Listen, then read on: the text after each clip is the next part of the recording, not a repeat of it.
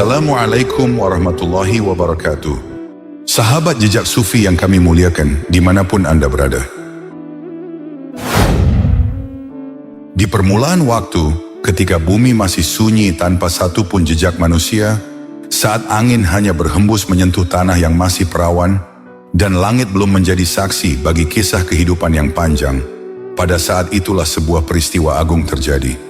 Peristiwa yang menjadi awal dari segala perjalanan manusia di muka bumi, penciptaan Nabi Adam alaihissalam. Beliau adalah Nabi pertama, awal dari garis panjang para rasul, sekaligus bapak dari seluruh manusia yang pernah dan akan hidup di dunia. Dari dirinya, miliaran manusia lahir silih berganti, memenuhi bumi di setiap zaman dan setiap tempat. Setiap suku, setiap bangsa, setiap warna kulit, setiap peradaban, semuanya bermuara pada satu sosok. Adam, manusia pertama yang menginjakkan kaki di muka bumi. Keistimewaan beliau tak tertandingi.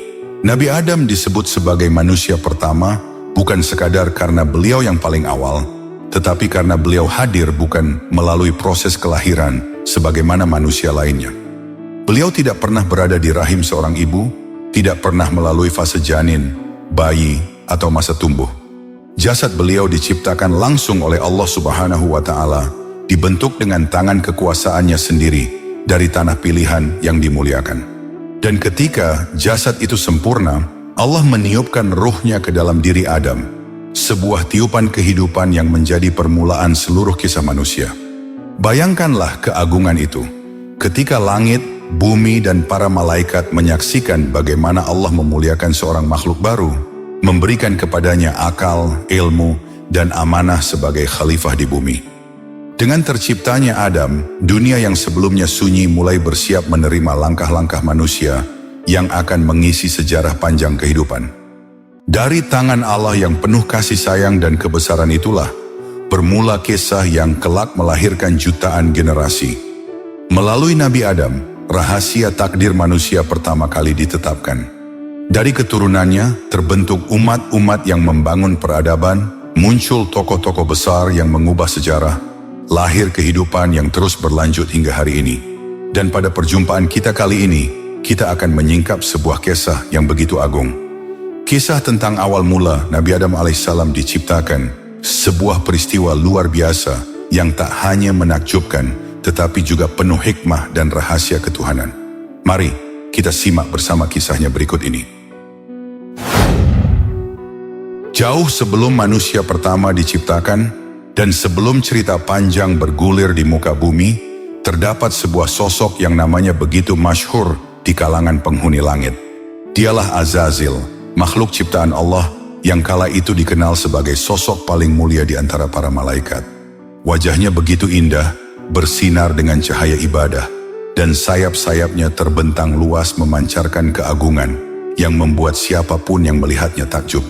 Azazil bukan makhluk biasa, karena kesungguhannya dalam beribadah, kedekatannya dengan Allah, dan ketekunan yang tidak tertandingi, ia diangkat sebagai Sayyidul Malaikat, pemimpin para malaikat di langit. Gelar ini bukan sembarang gelar, melainkan kedudukan yang hanya bisa diberikan kepada makhluk yang memiliki derajat ketakwaan luar biasa. Para malaikat memandangnya dengan penuh hormat, dan tidak sedikit dari mereka yang belajar ketulusan dan keikhlasan ibadah darinya. Konon dari lapisan langit pertama hingga langit ketujuh, tidak ada satu tempat pun kecuali Azazil telah bersujud di sana.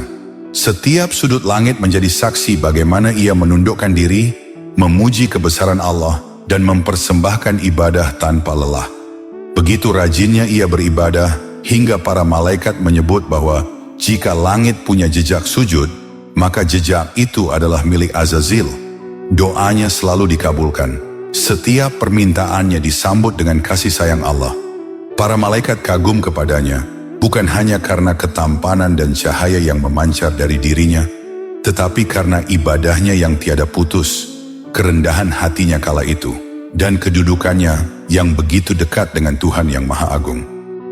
Hingga pada suatu ketika, di antara ketenangan langit yang bertingkat 7, beberapa malaikat melintasi lapisan demi lapisan. Mereka terbang dengan penuh kekhusyukan, memuji nama Allah di setiap batas langit yang mereka lewati. Perjalanan suci itu akhirnya membawa mereka sampai pada sebuah tempat yang amat mulia, Lauhul Mahfuz, lembaran takdir yang tertulis sejak azali, tempat segala ketetapan Allah tersimpan dengan sempurna. Di sana, di salah satu dinding surga, para malaikat melihat sebuah tulisan besar yang bersinar dengan cahaya ketetapan ilahi. Tulisan itu membuat hati mereka bergetar, tubuh mereka melemah, dan sayap-sayap mereka menggigil. Tertulis di sana, karena kesombongan seorang yang muqarrabin, sangat dekat dengan Allah, akan mendapatkan laknat. Seketika para malaikat menunduk, mata-mata mereka mulai basah, lalu meledaklah tangis mereka. Mereka menangis bukan karena ragu akan keadilan Allah, melainkan karena takut. Takut bila makhluk yang disebut dalam ketetapan itu adalah salah satu dari mereka. Bahkan Israel, malaikat yang dikenal tegas, yang menjadi pemutus segala kenikmatan makhluk hidup, turut menangis terseduh-seduh. Hati mereka penuh kecemasan sebab tiada yang tahu takdir siapa yang dimaksud oleh Allah Subhanahu wa Ta'ala. Di tengah kegelisahan itu, para malaikat kemudian bersepakat untuk menemui sosok yang mereka segani, Azazil. Dialah yang selama ini menjadi pemimpin mereka, Sayyidul Malaikat, penghulu para malaikat yang disegani dari langit pertama hingga langit ketujuh. Selama kurang lebih 120.000 tahun, Azazil beribadah tanpa henti kepada Allah. Doanya tidak pernah tertolak. Sujudnya memenuhi hampir setiap sudut langit. Dia menjadi rujukan dan teladan ibadah bagi seluruh malaikat. Maka para malaikat berkumpul menghadap Azazil. Dengan suara lirih, penuh harap mereka memohon agar Azazil berdoa kepada Allah, meminta perlindungan dari laknat yang tertulis itu. Dan Azazil yang kala itu masih dipenuhi kerendahan hati dan ketaatannya, mengangguk. Ia lalu menengadahkan tangannya, berdoa dengan penuh kesungguhan, agar Allah melindungi para malaikat dari kemurkaannya. Doa itu naik menembus 7 langit, diiringi amin para malaikat yang berderai air mata. Namun satu hal terlupakan oleh Azazil. Dia lupa untuk mendoakan dirinya sendiri. Dalam hatinya terbesit kesombongan yang terselubung. Dia merasa yakin bahwa kalimat itu bukan tertunjuk kepadanya. Sebab ibadah dan kedekatannya kepada Allah melebihi para malaikat manapun di langit. Waktu pun berlalu hingga tibalah sebuah hari yang amat menentukan. Hari ketika Allah mengumpulkan seluruh malaikat untuk mengumumkan satu ketetapan besar, penciptaan makhluk baru bernama Adam, manusia yang akan menjadi penghuni bumi, sekaligus pemimpin di atasnya. Pengumuman itu mengejutkan para malaikat. Mereka terperanjat lalu mengemukakan pertanyaan mereka. Menurut pengetahuan malaikat, manusia adalah makhluk yang berpotensi besar, membuat kerusakan dan menumpahkan darah. Mereka bertanya bukan karena membantah, melainkan ingin memahami kebijaksanaan Allah Subhanahu wa Ta'ala. Maka Allah menjawab dengan firman yang membuat seluruh langit bergetar. Sesungguhnya aku mengetahui apa yang tidak kalian ketahui. Quran Surat Al-Baqarah ayat 30. Mendengar jawaban itu, para malaikat tersadar. Mereka langsung menundukkan kepala, memohon ampun, mengakui keterbatasan ilmu mereka di hadapan Sang Maha Mengetahui. Hati mereka kembali tunduk pada ketetapan ilahi. Namun, di tengah kerendahan hati para malaikat, berdirilah satu makhluk yang masih menyimpan sesuatu di dalam dadanya. Azazil. Ia diam, tetapi dalam diam itu tersimpan getaran penolakan. Di balik wajah tunduknya, tersimpan bara kecil rasa tidak terima, bara yang ia sembunyikan dari para malaikat lainnya. Tibalah waktu yang telah tercatat dalam ketetapan Allah.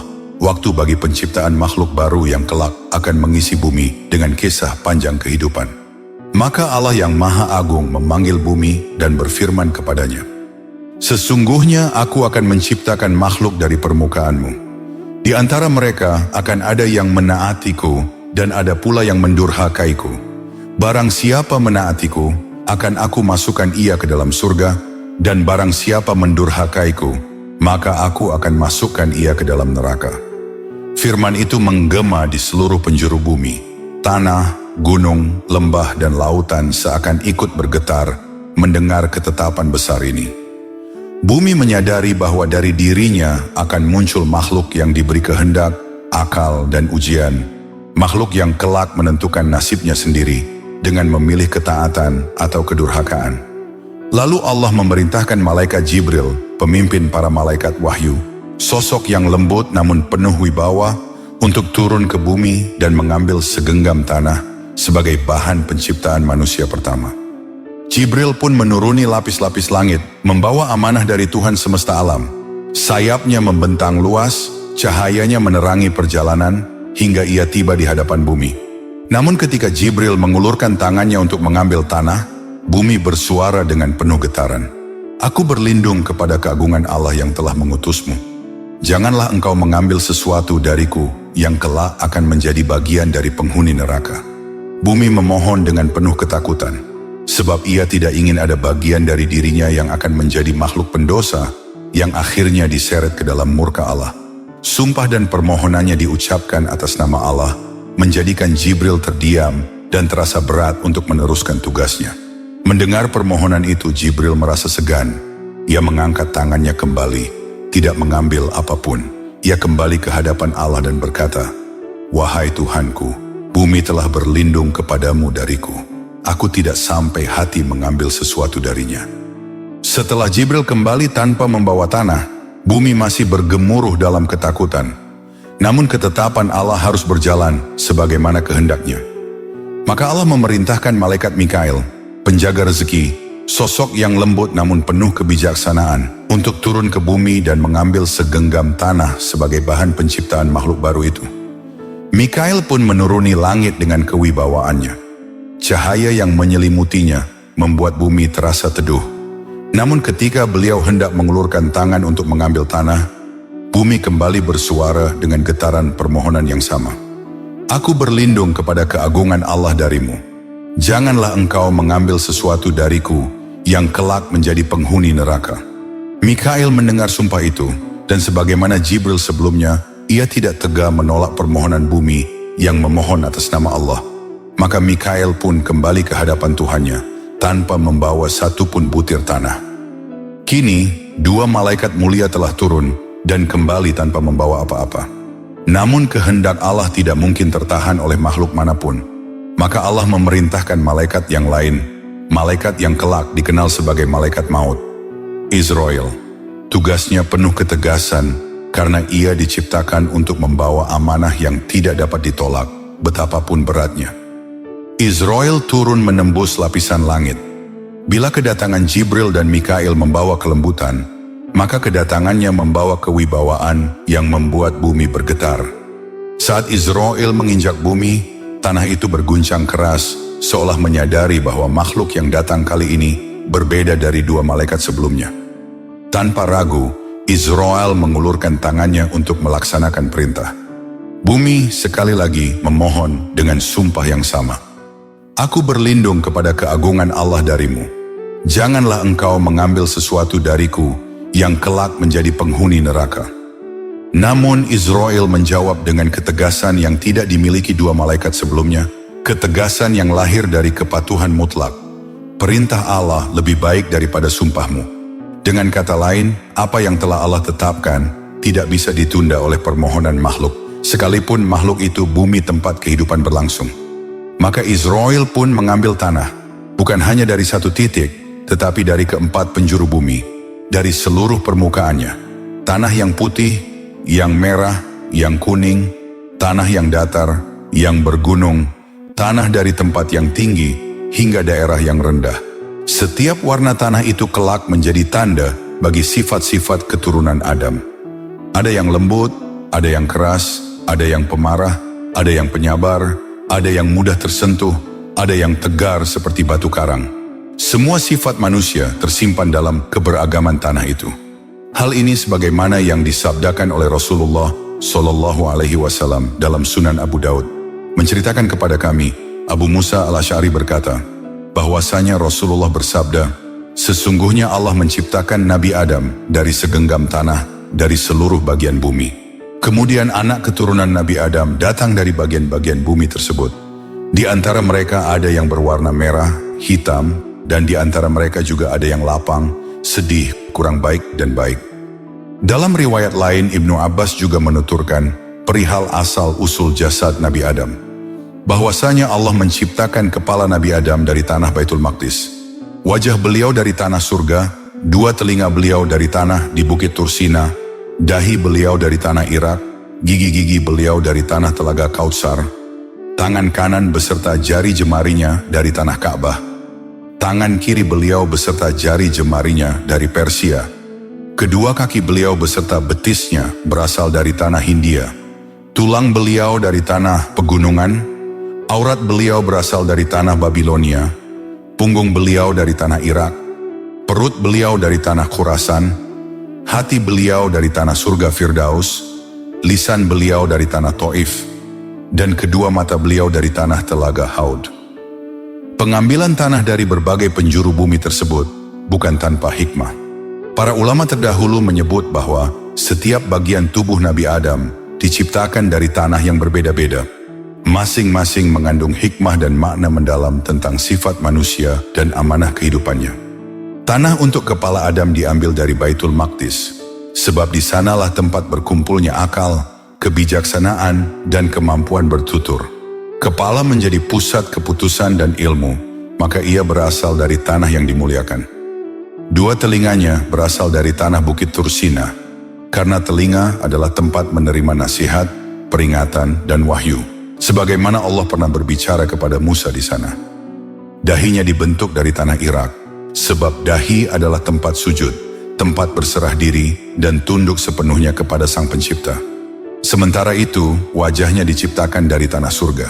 Karena wajah adalah cermin keelokan, tempat pancaran cahaya, kemuliaan, dan identitas manusia. Gigi-giginya berasal dari tanah Al-Kautsar, melambangkan kelembutan dan rasa manis, tempat perjalanan makanan, simbol rezeki dan kenikmatan yang halal. Tangan kanan diciptakan dari tanah Ka'bah, karena dari tangan kananlah kebaikan dilakukan, memberi, menolong, dan menyebarkan keberkahan. Sebaliknya, tangan kiri dibentuk dari tanah Persia, karena ia diposisikan untuk bersuci dan membersihkan diri dari setiap kotoran, melambangkan fungsi yang lebih praktis, tapi bukan utama. Perut Adam berasal dari tanah Khurasan, sebab perut merupakan tempat rasa lapar, kebutuhan hidup, dan ujian bagi manusia agar ia tidak berlebih-lebihan. Bagian aurat dibuat dari tanah Babilonia, karena ia adalah tempat syahwat, ujian terbesar bagi manusia, sarang tipu daya dan dorongan hawa nafsu bila tidak dijaga. Tulang-tulangnya berasal dari tanah pegunungan, mencerminkan kekuatan, keteguhan, dan kokohnya tubuh untuk menopang kehidupan di dunia.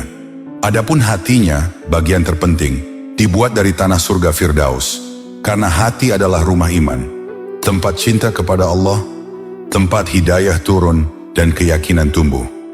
Terakhir, lisannya dibentuk dari tanah Taif, sebab lisan adalah tempat syahadah, doa, merendahkan diri, dan memohon perlindungan. Dari lisan pula lahir ucapan kebenaran atau kebinasaan. Ada pula sebuah riwayat yang menyebutkan bahwa setelah penciptaan Nabi Adam selesai dan tubuh beliau terbentuk dengan sempurna dari berbagai jenis tanah, Allah memerintahkan malaikat Jibril melakukan sesuatu yang tampak sederhana, namun syarat makna dan isyarat besar bagi perjalanan keturunan manusia. Allah berfirman kepada Jibril agar ia mengambil sisa tanah dalam penciptaan Adam, lalu membaginya menjadi dua bagian. Dengan penuh taat dan tanpa bertanya, Jibril mengambil tanah itu dengan kedua tangannya. Bagian pertama dari tanah tersebut diperintahkan untuk dilemparkan ke surga, ke taman-taman yang penuh cahaya, tempat para malaikat bertasbih tanpa henti, tempat rahmat dan ridha Allah dilimpahkan. Ketika tanah itu jatuh di sana, terpatrilah isyarat bahwa di antara keturunan Adam akan ada hamba-hamba yang kelak memperoleh cahaya iman, mengikuti petunjuk, bersabar dalam kebaikan, dan akhirnya mendapat tempat kembali di surga, tanah asal mulia yang penuh rahmat. Sedangkan bagian kedua, Allah memerintahkan agar Jibril melemparnya ke neraka, ke tempat yang menjadi simbol murka, hawa nafsu yang tidak dikendalikan, kesombongan, dan keingkaran. Ketika tanah itu jatuh ke sana, terbukalah satu rahasia, bahwa sebagian keturunan Adam akan mengikuti jalan kesesatan, berpaling dari kebenaran, mengabaikan perintah Allah, hingga akhirnya menjadi penghuni neraka. Hal ini menjadi isyarat bahwa akan ada sebagian manusia yang berasal dari tanah itu, yang akan menjadi penghuni surga, dan sebagian yang lain menjadi penghuni neraka. Setelah Israel mengumpulkan segenggam tanah yang mewakili seluruh wajah bumi, ia pun terbang membawanya ke hadapan Allah. Tanah itu kini berada dalam genggaman malaikat yang teguh, siap untuk dijadikan bagian dari peristiwa agung, penciptaan manusia pertama, Nabi Adam alaihissalam. Israel berdiri di hadapan Allah dengan penuh ketundukan. Maka Allah berfirman kepadanya, "Wahai Israel, mengapa engkau tidak mengabulkan permintaan bumi, padahal ia telah bersumpah kepadamu dengan menyebut namaku?" Israel menunduk dan menjawab dengan hati yang gemetar, namun penuh keyakinan, "Wahai Tuhanku, perintahmu lebih wajib untuk aku taati, dan rasa takutku kepadamu lebih besar dari rasa kasihan kepada makhluk manapun." Jawaban itu begitu jujur, begitu tegas, dan begitu sesuai dengan ketentuan Allah. Maka Allah memuliakannya dengan sebuah kedudukan yang sangat agung, namun juga sangat berat, yakni sebagai malaikat maut. Pada masa itu, belum ada makhluk yang mati, belum ada malaikat yang bertugas mencabut nyawa. Alam semesta masih mengenal kehidupan tanpa perpisahan. Namun sejak Israel menjalankan tugas ini, detik-detik kematian pun tercipta, menjadi bagian dari takdir manusia dan jin hingga hari kiamat kelak. Ketika Israel pergi membawa tanah ke hadapan Allah, bumi menangis. Ia merintih seolah kehilangan bagian dari dirinya yang paling berharga. Maka Allah berkata kepadanya dengan jaminan kasih sayangnya, "Tenanglah wahai bumi, apa yang diambil darimu pasti akan aku kembalikan kepadamu. Dari engkaulah manusia aku ciptakan, dan kepadamu pula mereka akan kembali. Dan kelak dari dirimu juga akan aku keluarkan mereka sekali lagi." Kemudian turunlah firman yang abadi dalam Al-Quran, mengabadikan janji tersebut. "Dari bumi itulah kami menjadikan kamu, dan kepadanya kami akan mengembalikan kamu. Dan daripadanya kami akan mengeluarkan kamu pada kali yang lain." Quran Surat Toha ayat 55. Setelah itu Allah memerintahkan Israel untuk meletakkan segenggam tanah tersebut di gerbang surga. Tanah itu, yang berasal dari berbagai penjuru bumi, kini terbaring di tempat suci yang dipenuhi cahaya. Lalu Allah memerintahkan malaikat Ridwan, malaikat penjaga pintu surga, untuk mengolah tanah itu. Ia diadoni dengan air keselamatan, menjadikannya lembut, suci, dan berkilau dengan berkah. Setelah itu Allah memerintahkan Jibril untuk mengambil bagian tanah yang paling putih, bagian yang disebut sebagai jantung bumi. Dari tanah yang paling mulia inilah kelak diciptakan para nabi, manusia-manusia pilihan yang membawa cahaya kepada umat manusia. Allah mencampurkan seluruh tanah itu, menjadikannya satu gumpalan besar. Tanah itu diadoni hingga menjadi adonan yang sempurna. Kemudian Allah membiarkannya selama 40 tahun, hingga menjadi tanah yang lengket. Setelah itu dibiarkan lagi selama 40 tahun berikutnya, hingga berubah menjadi tanah kering seperti tembikar yang berbunyi bila diketuk. Setelah melewati semua proses itu, tanah tersebut akhirnya dibentuk menjadi sebuah jasad. Sebuah bentuk manusia, namun masih tanpa ruh. Diam, kaku, namun dengan lekuk dan proporsi yang sempurna. Jasad itu kemudian diletakkan di jalan para malaikat, di tempat mereka biasa melintas naik turun antara langit dan bumi. Selama 40 tahun, jasad itu terbaring di sana, menjadi pemandangan yang misterius, penuh rahasia, dan menjadi tanda bahwa suatu peristiwa besar sedang menanti saatnya. Pada masa itulah fase-fase yang penuh hikmah dimulai. Selama 40 tahun, jasad Adam dihujani awan-awan kebingungan dan kesedihan. Seakan-akan setiap tetes yang jatuh membawa pesan bahwa kehidupan manusia kelak akan penuh ujian, penuh pertanyaan-pertanyaan yang tidak terjawab, dan penuh air mata yang tak terhitung jumlahnya. Lalu selama 1 tahun, jasad Adam dihujani awan kebahagiaan dan kesenangan. Maka, jadilah sifat manusia seperti itu adanya. Kebingungan lebih banyak daripada ketenangan, kesedihan lebih banyak daripada tawa, dan ujian lebih banyak daripada kelapangan. Setelah masa itu berlalu, Allah menampilkan Adam dalam sebuah wujud yang belum pernah disaksikan oleh para malaikat sebelumnya. Jasad itu berdiri kokoh, tinggi menjulang setinggi 60 hasta, sebagaimana sabda Rasulullah Shallallahu Alaihi Wasallam. Allah menciptakan Adam menurut bentuknya, tingginya 60 hasta, hadits riwayat Bukhari. Tampak dalam wujud itu keajaiban ciptaan Allah. Terdapat 360 urat, 240 urat syaraf, dan 12 persendian. Di kepalanya, Allah membuat 7 lubang agar ia bisa melihat, mendengar, mencium, merasakan, dan berbicara. Allah juga memberinya 2 tangan untuk bekerja dan berdoa, 2 kaki untuk berjalan di muka buminya, dan seluruh anggota yang kelak menjadi amanah yang harus dijaga dengan sebaik-baiknya. Maka, ketika penciptaan Adam hampir sempurna, datanglah satu amanat khusus dari Allah. Abu Musa al-Asy'ari meriwayatkan bahwa ketika Allah menciptakan kemaluan Adam, Allah berfirman, "Ini adalah amanatku untukmu, wahai Adam. Jangan sekali-kali engkau letakkan amanatku ini kecuali pada tempat yang benar." Sebuah pesan suci tentang kesucian diri, tentang menjaga kehormatan, dan tentang betapa beratnya tanggung jawab manusia terhadap dirinya sendiri.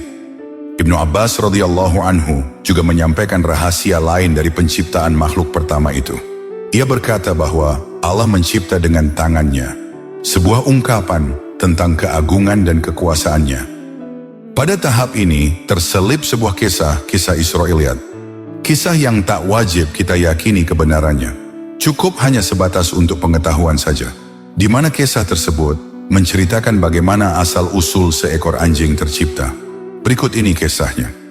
Di tengah proses penciptaan Nabi Adam, ada satu makhluk yang hatinya mulai diliputi kebencian dan iri dengki. Dialah Azazil, makhluk yang sejak awal telah menolak akan adanya keberadaan Adam. Azazil yang kala itu masih hidup di dalam surga, menyadari bahwa Adam kelak akan menerima derajat yang sangat tinggi di sisi Allah. Bahkan derajat itu akan melampaui dirinya. Padahal ia selama ini merasa paling mulia, menjadi penghulu para malaikat, yang ibadahnya tidak pernah terputus dari langit pertama hingga langit ke-7. Ia berkata dalam hatinya, "Aku diciptakan dari api, sedangkan dia hanya dari tanah. Bagaimana mungkin makhluk yang lebih rendah dariku akan mengungguliku?" Baginya ini adalah penghinaan besar. Azazil tidak mampu menerima bahwa Allah memuliakan Adam, makhluk baru yang sama sekali belum bernyawa. Dengan hati yang terselimuti kedengkian, Azazil diam-diam mendekati jasad Nabi Adam. Jasad itu masih berbentuk tanah liat, tegak namun belum bergerak, menunggu saat ruh ditiupkan. Azazil menatapnya dengan mata yang menyala oleh kebencian. Ada rasa hasad, ada amarah, ada kesombongan yang terus membuncah di dalam dadanya. Dan dalam kesombongan itu, ia melakukan sesuatu yang keji. Azazil meludah ke arah tubuh Nabi Adam, dan ludah itu tepat mengenai bagian perutnya. Ia berharap dengan tindakannya tersebut, jasad Adam akan rusak sebelum ruh ditiupkan kepadanya. Namun tidak ada satupun perbuatan yang luput dari pengawasan Allah. Allah Subhanahu wa Ta'ala langsung menegurnya. Suaranya menggema, memenuhi seluruh lapisan langit. "Wahai Azazil, bagaimana mungkin engkau menghina ciptaanku?" Teguran itu menghentakkan seluruh alam. Azazil hanya tertunduk, bukan karena menyesal, tetapi karena tidak mampu membantah. Di dalam hatinya, kesombongan itu masih tetap menyala. Tidak ada sedikit pun keinginan untuk bertaubat. Maka sebagai hukuman, Allah mengeluarkan Azazil dari surga. Ia dipisahkan dari kemuliaan, tidak lagi dihormati para malaikat, dan tertahan di luar gerbang surga. Dari sinilah awal hancurnya kemuliaan Azazil akibat kesombongannya sendiri. Setelah Azazil meludah ke arah jasad Nabi Adam, Allah memerintahkan malaikat Jibril untuk segera mencongkel bagian tanah liat yang terkena najis itu. Dengan penuh kehati-hatian, Jibril mengambil bagian kecil dari perut Adam. Dan dari bekas congkelan itu, kelak terciptalah pusar, tanda bahwa manusia pernah melalui proses kejadian yang penuh rahasia dan ketelitian ilahi. Azazil yang telah terusir dari surga semakin dipenuhi kemarahan. Ia tidak lagi diizinkan memasuki surga, batasnya hanya sampai gerbang yang dijaga para malaikat dengan sangat ketat. Dari luar gerbang itu, ia terus mengamati, mencari celah, mencari cara untuk merusak jasad Adam yang masih berupa tanah liat. Di dalam hati Azazil, kedengkian telah berubah menjadi obsesi. Ia mencoba berbagai upaya untuk dapat kembali masuk, namun selalu dihalau para malaikat penjaga gerbang surga. Dalam kegelisahan itu, matanya menangkap seekor kuda putih yang berada di dalam surga.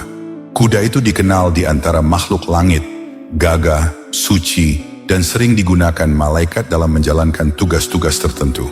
Kemudian terbesitlah sebuah rencana licik Azazil untuk meminta bantuan kuda tersebut. Namun ada satu yang menjadi kendala, yakni bagaimana caranya agar bisa masuk ke dalam surga. Maka ia mencari sekutu, makhluk yang dapat keluar masuk surga tanpa pengawasan ketat. Lalu pandangannya jatuh kepada seekor ular. Pada masa itu ular adalah makhluk yang amat indah. Tubuhnya bersisik halus, kakinya 4, dan ia dapat terbang berputar-putar seperti naga.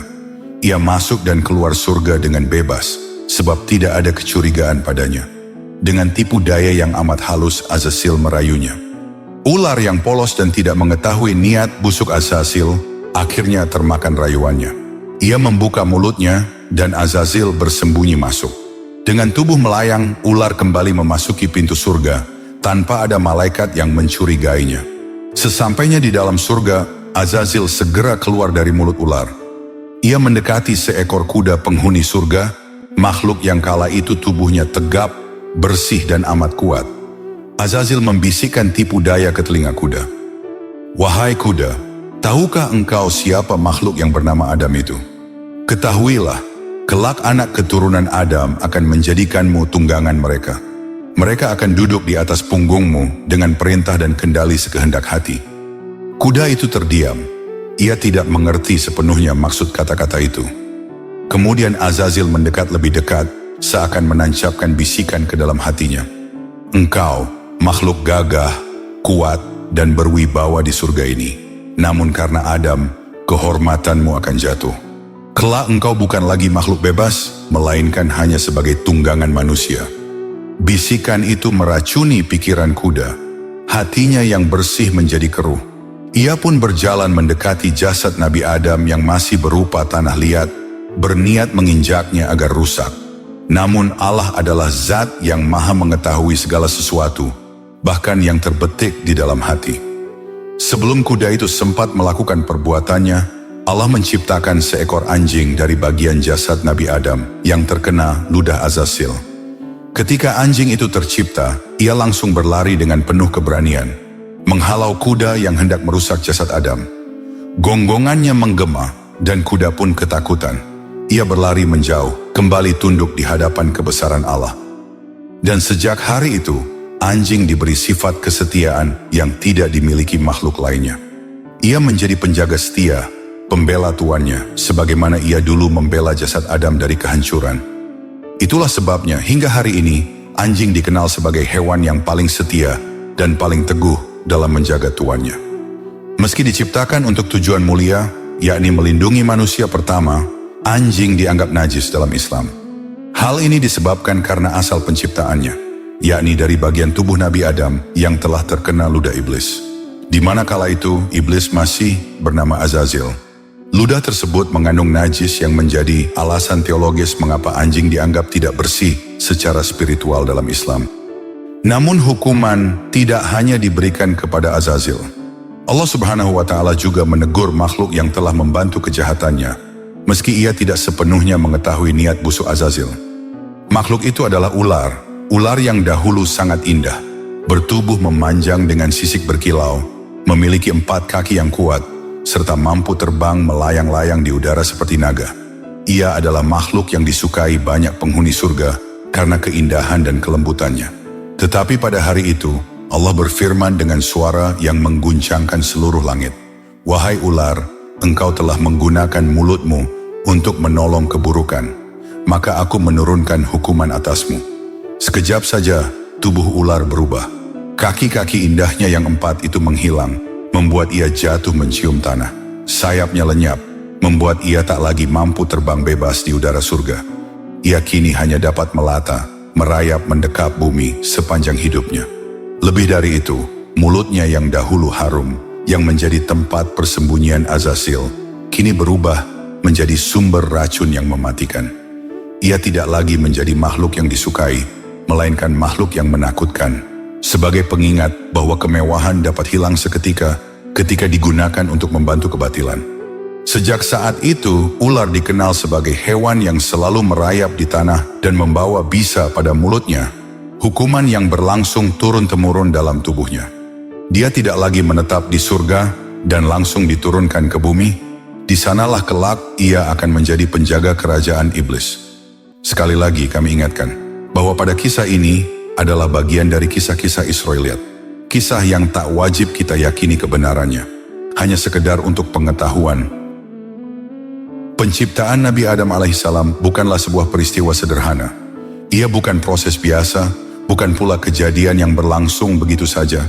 Ini adalah permulaan seluruh kisah manusia, awal perjalanan makhluk yang kelak akan menjadi khalifah di bumi.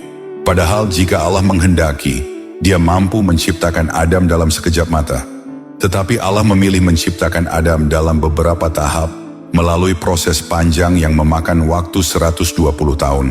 Agar manusia kelak memahami bahwa sesuatu yang besar tidak pernah hadir tanpa proses, tanpa tahapan, tanpa hikmah yang mendalam. Dalam kitab Khulasah Al-Anba' fi Qisashul Anbiya, disebutkan bahwa Nabi Adam diciptakan melalui 4 fase mulia. Fase turab, segumpal tanah kering, ringan, tidak bernilai, namun kelak akan menjadi asal kejayaan manusia. Fase tinah, tanah yang dicampur air, melembut, siap dibentuk. Fase hamak masnun, lumpur hitam yang berbau, mengingatkan manusia akan kerendahan asal penciptaannya. Fase salsal ka'al-fakhar, tanah yang mengering seperti tembikar, kuat dan berbentuk sempurna. Setelah melewati fase demi fase, setelah dibentuk dengan teliti oleh Allah yang maha sempurna, tibalah saatnya ruh ditiupkan ke dalam jasad itu. Namun ketika Allah memerintahkan ruh untuk masuk, ruh itu enggan menuruti perintahnya. "Wahai Tuhanku," katanya, "bagaimana aku memasuki tempat yang gelap dan sempit ini?" Allah memerintahkannya sekali, 2 kali, 3 kali, dan ruh tetap menolak, sampai akhirnya ia masuk dengan terpaksa, sesuai ketetapan Allah sejak zaman azali. Ibnu Abbas radhiyallahu anhu berkata, Allah menyuruh ruh masuk melalui kepala Adam, sebab itu kepala disebut yafuh, ubun-ubun. Riwayat lain menyebutkan bahwa ruh berputar-putar mengelilingi jasad Nabi Adam, disaksikan para malaikat. Hingga akhirnya Allah memerintahkan malaikat Israel memaksa ruh itu masuk. Dan Allah berfirman, "Seandainya engkau masuk dengan suka hati, engkau pun akan keluar dengan suka hati. Namun telah aku tetapkan bahwa engkau masuk dengan terpaksa dan keluar dengan terpaksa pula." Setelah ruh mulai meresap memasuki kepala Nabi Adam alaihissalam, terjadilah sesuatu yang menakjubkan. Otaknya terbentuk dengan sempurna, urat-urat saraf yang sebelumnya mati, seperti tanah kering tiba-tiba hidup, tersusun rapih dengan kekuasaan Allah yang tiada terbatas. Kemudian terbentuklah sepasang mata, dan begitu ruh menyentuhnya, mata Adam langsung terbuka. Ia melihat untuk pertama kalinya, melirik ke kiri, ke kanan, dan ke bawah. Namun pada saat itu bagian tubuhnya dari dada ke bawah masih berupa tanah kering yang keras tak bernyawa. Di sekelilingnya berdiri para malaikat, menyaksikan proses agung itu dengan penuh taksim. Adam melihat mereka, dan pada saat yang sama, ia mendengar suara-suara tasbih para malaikat yang merdu, lembut dan menenangkan. Itulah suara pertama yang masuk ke pendengaran manusia. Ketika ruh mencapai hidung, Adam pun bersin, mulutnya terbuka, dan pada saat itulah Allah mengajarinya kalimat pertama yang pernah diucapkan oleh manusia. Alhamdulillah. Lalu Allah menjawab, Yarhamukallah wahai Adam, semoga Allah merahmatimu. Karena itulah sejak hari itu hingga hari kiamat, ketika seseorang bersin dianjurkan mengucapkan Alhamdulillah, dan orang yang mendengarnya disunnahkan menjawab Yarhamukallah. Sebuah adab yang diwarisi langsung dari Bapa manusia. Ketika ruh turun menyentuh dada, tiba-tiba Adam ingin bangkit berdiri, padahal bagian bawah tubuhnya masih keras, belum tersentuh ruh. Inilah sifat manusia yang pertama kali tampak dari Adam. Sifat tergesa-gesa, sifat tidak sabar, ingin segera bangun, segera berbuat, segera selesai. Allah mengabadikan tabiat ini dalam firman-Nya. Dan manusia itu diciptakan bersifat tergesa-gesa. Quran Surat Al-Isra ayat 11. Ketika ruh bergerak menuju perut, maka tersusunlah organ-organ dalam dengan sempurna. Dan pada saat itu pula, Adam merasakan sesuatu yang baru, yakni rasa lapar. Sifat yang kelak menjadi tabiat manusia selama ia berada di dunia. Ruh terus meresap mengalir ke seluruh tubuh, ke tangan, kaki, urat, darah, tulang, dan kulit. Wajah Adam begitu tampan dan bercahaya, melebihi keelokan makhluk apapun yang pernah diciptakan sebelumnya. Para malaikat memandangnya dengan kekaguman yang dalam. Tidak ada cacat, tidak ada kekurangan. Setiap bagian tubuhnya adalah karya agung ciptaan Allah. Setelah itu, atas perintah Allah, Adam pun berdiri, mendatangi para malaikat dan mengucapkan salam. Assalamualaikum. Seluruh malaikat serentak menjawab salamnya penuh hormat. Assalamualaikum warahmatullah. Maka sejak saat itu, jadilah salam penghormatan tersebut sebagai salam yang disyariatkan untuk seluruh anak keturunannya yang berpegang teguh pada ketauhidan. Kemudian Nabi Adam diarak oleh para malaikat. Mereka membawanya dari satu lapisan langit ke lapisan langit berikutnya. 100 tahun lamanya Adam diperkenalkan kepada seluruh penghuni langit, dari langit pertama hingga langit ke-7. Di setiap langit, malaikat-malaikat menyambutnya dengan salam penghormatan dan doa-doa kebaikan. Mereka melihat Adam dengan penuh takzim, mengetahui bahwa inilah makhluk yang kelak akan menjadi khalifah di bumi, pemikul amanah besar yang tidak mampu ditanggung oleh gunung dan langit. Setelah perjalanan panjang itu, Adam dibawa ke tempat awal ia diciptakan, suatu tempat yang penuh cahaya, keindahan, dan kedamaian. Di sanalah ia kemudian ditempatkan oleh Allah, surga, tempat yang menjadi rumah pertama manusia. Disinilah kisah perjalanan hidup Adam bermula, sebelum perintah sujud diberikan. Rasulullah SAW bersabda, sebaik-baik hari yang matahari terbit padanya adalah hari Jumat. Pada hari itu Adam diciptakan, pada hari itu ia dimasukkan ke dalam surga, dan pada hari itu pula ia diturunkan ke bumi. Hadits riwayat Muslim. Waktu khusus di hari Jumat, terutama mendekati tenggelamnya matahari, adalah waktu penuh ijabah, sebuah waktu mustajab bagi doa-doa yang dipanjatkan. Maka tidak mengherankan bila salah satu thariqah di Indonesia, yakni thariqah At-Tijaniyah, menjadikan waktu tersebut untuk kegiatan ibadah yang disebut hailalah. Sebuah ibadah zikir yang melafadzkan kalimat La ilaha illallah sebanyak 1000 kali.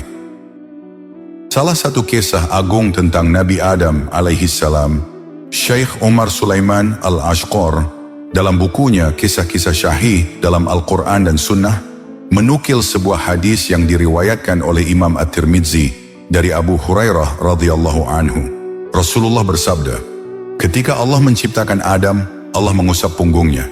Dari sapuan ilahi itu, berjatuhanlah seluruh jiwa yang kelak akan diciptakan sebagai keturunan Adam. Dari yang pertama hingga yang terakhir, sampai hari kiamat tiba, setiap jiwa itu tampak di hadapan Adam, dan Allah menjadikan di antara kedua mata masing-masing jiwa tersebut sebuah kilauan cahaya, tanda takdir yang telah Allah tetapkan bagi mereka. Adam memandang mereka satu persatu, lalu matanya tertuju pada seorang laki-laki di antara mereka. Cahaya di wajahnya begitu kuat dan memancar indah.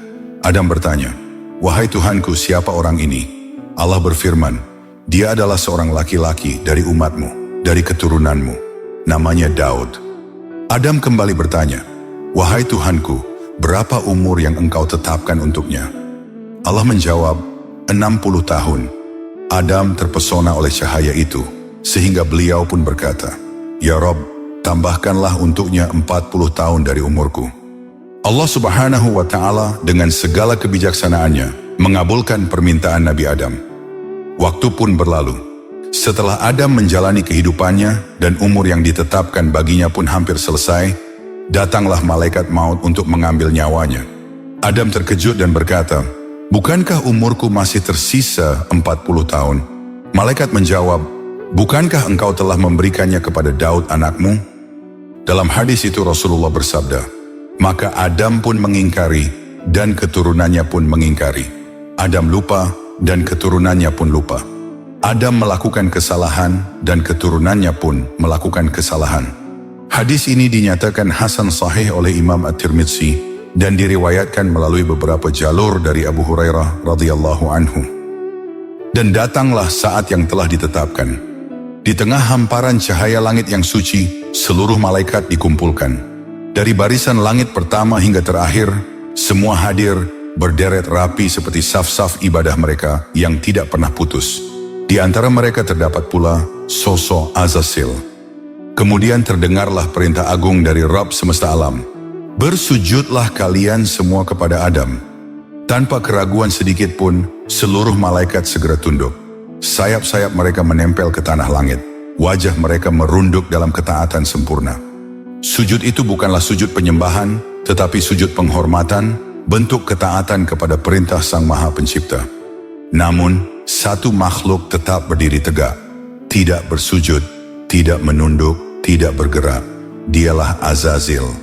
Kesombongan telah membungkus hatinya, hingga ia merasa lebih mulia dari Adam yang diciptakan dari tanah.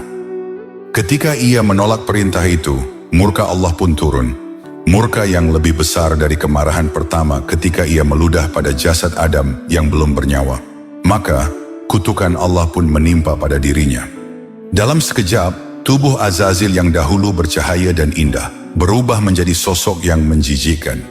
Keanggunannya hilang, kemuliaannya hancur. Tubuhnya kini menyerupai tubuh babi yang kotor. Wajahnya berubah mirip kera, namun dengan mata panjang yang menjulur seperti halnya mulutnya. Hidungnya terangkat ke atas, seolah menjadi tanda kesombongan yang kini menjadi aib abadi. Kepalanya hanya ditumbuhi rambut jarang yang berdiri seperti duri. Di bahunya tumbuh 2 tangan tambahan dan 1 di bagian kening. Masing-masing memiliki 6 jari. 2 sayap hitam tumbuh di punggungnya. Bukan sayap cahaya seperti malaikat, melainkan sayap kehinaan. Para malaikat menyaksikan perubahan itu dengan penuh gemetar. Sebagai pelajaran bahwa kesombongan dapat menjatuhkan makhluk yang paling banyak beribadah menjadi makhluk paling hina. Lalu Allah berfirman, "Pergilah engkau, sungguh engkau termasuk makhluk yang terlaknat." Sejak hari itu, nama Azazil, nama yang dahulu melambangkan kemuliaan, dicabut darinya. Sebagai gantinya, ia diberi nama baru yang akan melekat hingga hari kiamat, Iblis, makhluk terkutuk yang diusir dari rahmat Allah, yang akan menjadi musuh bagi diri sendiri dan bagi keturunan Adam hingga akhir zaman. Kebencian Iblis kepada Adam semakin memuncak, manakala dirinya bukan hanya terusir dari surga, tetapi juga dibuang ke bumi. Sebuah tempat yang jauh dari keindahan dan kenikmatan, tempat yang sangat berbeda dengan surga. Demikianlah kisah tentang penciptaan manusia pertama, manusia yang bernama Nabi Adam alaihissalam. Akhirul kata, wallahu a'lam bishawab. Sampai di sini dulu perjumpaan kita kali ini. Semoga bermanfaat. Wassalamualaikum warahmatullahi wabarakatuh.